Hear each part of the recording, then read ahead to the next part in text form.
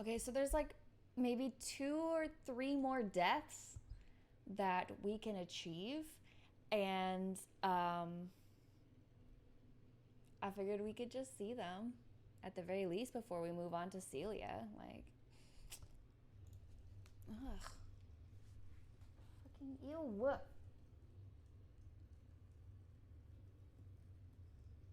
Eh.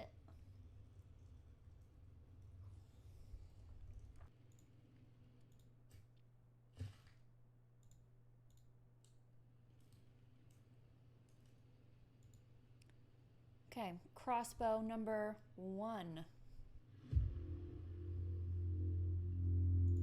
Okay, crossbowing number 2.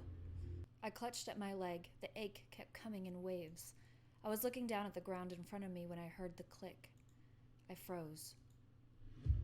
He was directly in front of me, right on time for crossbow number 3.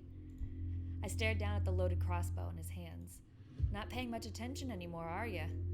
I opened my mouth to speak, but I was interrupted by the force of the bolt in my gut. He closed the distance between us casually. I couldn't breathe or cry out. Ah, look at ya. I think you've run your last.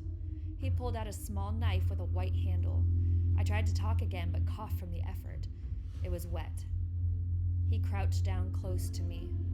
I want to thank you. It's been a good hunt. He let out a single gruff laugh. Even if you did wander around right to me at the end. Even if you did wander around right... Even if you did wander around... Why can I not say this? Even if you did wander right... Even if you did wander round right. Even if you did wander round right to me at the end. Without warning, he plunged the small knife into my gut. I coughed more wetness as he slid the knife upward. It seemed surreal and wrong how soft I was. Somehow the pain seemed to be taking a backseat to the absurdity of the view. Got really pretty skin. Ugh, what the fuck, Mason? Disgusting. He wiped his brow, smiling. He shoved his fingers into the open gash on my abdomen and grabbed a handful of my bleeding skin. I lurched, and only blood came up through my mouth. I couldn't take in a breath. I was drowning. As I saw him begin to slice further down to my hips, I was briefly thankful that I couldn't breathe. The last thing I heard was his whistling.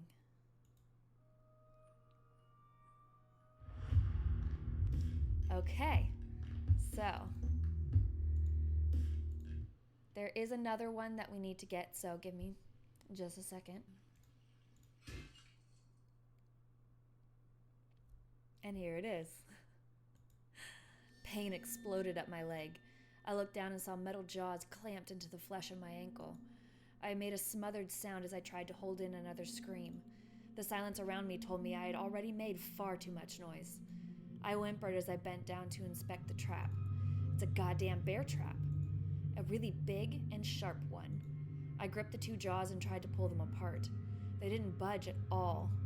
I breathed hard and tried to put all of my strength into it. They moved only the slightest bit. Just enough to send a new rush of pain up my leg as my strength gave out. No, fuck. I let myself slump to the ground to suppress the urge to start crying. I examined my leg again. The teeth were deep in my flesh, but not quite to the bone. The pressure was cutting off my circulation. There's no way I can cut my leg off. Not with this tiny knife. Fucking saw action up in here. I let out a whimper of despair. I have to pry it off. That's the only way out of this. I grabbed the jaws again and wrenched on them with every desperate muscle in my body. Please. Nothing. I can't. I let myself fall to the ground. I laid there in a daze of terror and pain. I don't know how long I stayed that way. The frozen ground began to numb my body, until the snap of a twig behind me distracted me. I twisted my body to see the source of the sound. No. Got yourself bit, did you?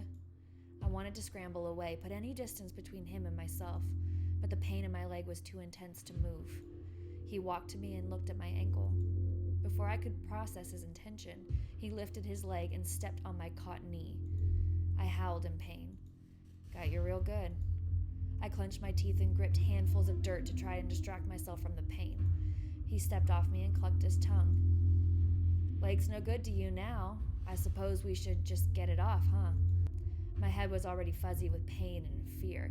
Is he gonna try to cut our leg off with this tiny ass little knife? Like, we didn't think we could do it with ours, but he's like super confident he can just get my leg off with this little baby ass knife. The hell did he mean, get it off? The white handle caught my eye. He was gripping a strange looking knife. A breath caught in my throat. No, please don't. I cringed as he bent low to cut the straps of my bag. Won't be needing this no more. He tossed the bag and its contents away from me. Stop, please. He crouched by my leg, completely ignoring my pleas. He pushed the knife into my leg, above the jaws of the trap. I yelled again and squirmed, trying in vain to get away from the pain.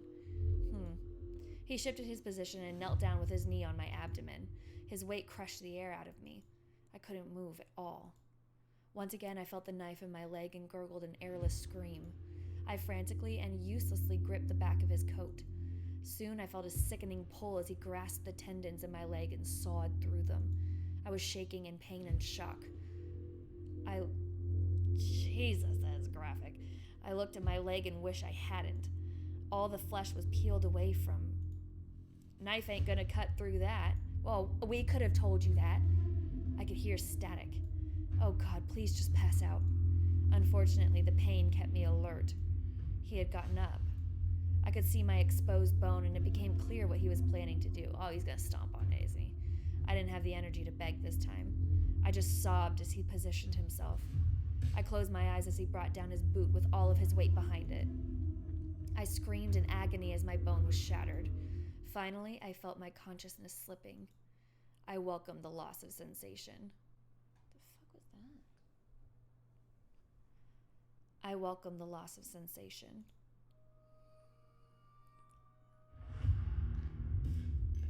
That was way more graphic than I thought it was going to be. Okay, we still have a couple more, so hold please. So we are at the swamp. Our sanity is sufficiently low. And we have these wonderful red berries that will not do anything bad to us. So we should definitely eat them here by this creepy, black, motionless lake. Swamp. Whatever.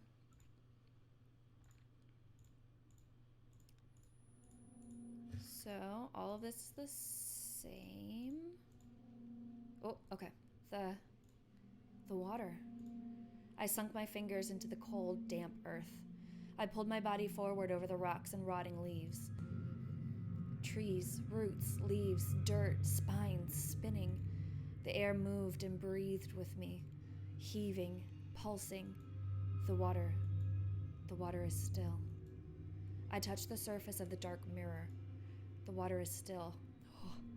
I clawed at the ground and dragged my body to it, shaking. Grasping, I plunged my hands into the bog. I pulled myself forward. I slipped under the surface silently. The water closed around me. The buzzing, pulsing pain faded from my body. Gravity and light disappeared. Water, cool and soothing, flowed into me. I felt held. You're here early? That cold voice. Have you been lonely? I made no answer. I couldn't. I understand. I've been lonely too. Oh, and so empty. Don't worry. You can stay here. You will stay in the water. Well, thanks, bestie. 10 out of 10 so far. Best character, other than Tom. Okay, our sanity is at 0. We are doing real well. And we're gonna make a really good decision like we usually do. I shakily withdrew my knife and held it in front of me. For a split second, I saw the hollow reflection of an exhausted face in the metal. That can't be my face. My eyes are already dead. A cold wind turned the rustling leaves into a chaotic static. Already dead. I held the knife up to my throat. It's wrong that my body is still standing when the rest of me died already. I pressed it, testing the sensation of blade digging into my skin. I thought of him, out there, hunting for me. He wants to feel my skin splitting open. I felt the burning slide of metal and blood trickling down my neck. Well, my eyes rolled back.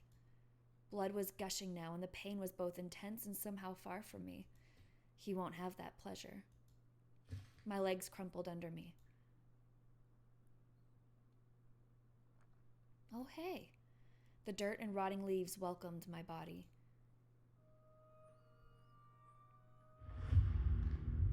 Denied you the pleasure, bitch. I watched as the flames in front of me died.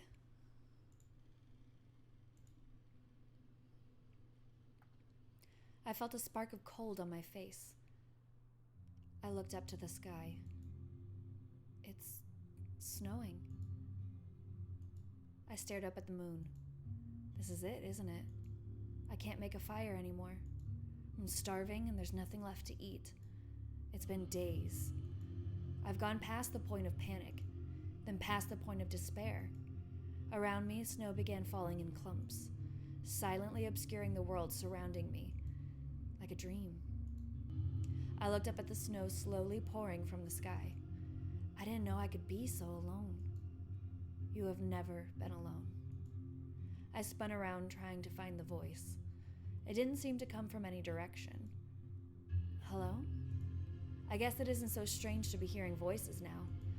I stilled myself and tried to listen. You don't have to be afraid. Who are you? I don't need a name anymore. I've been watching you. I'm probably not even hearing anyone. I'm just hallucinating. You move in a delicate way, a timid touch with time. I've watched you dip your toes in the water just to step back, always stepping back. I shivered in the darkness. You have tasted death before, though, haven't you? Haven't we? Yes, 73 times. Have we really died 73 times? Oh, that's embarrassing. Oh no. And we still have another whole third of this game. I felt a hint of warmth as a tear rolled down my cheek. The voice was so soft now. There's no more chrome and glass. No more howling into empty streets. You came here to the root and bone, softly rotting. I stepped forward. I tried to speak, but my face was so cold. I fell to my knees. Shh. I found a place on the edge of a knife, between decay and the devil. You've come home. You'll never hurt again. I looked up as the snow landed on my face. At the moon.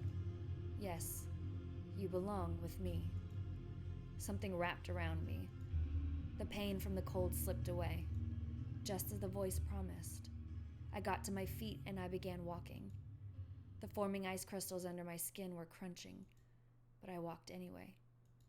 There was no pain, and I wasn't in control anymore. You changed. Into what? Okay, well, as far as I can tell, that is all of the endings for Mason. So next up, we're going to be tackling Celia. So I'm very excited about that. So I will see you then.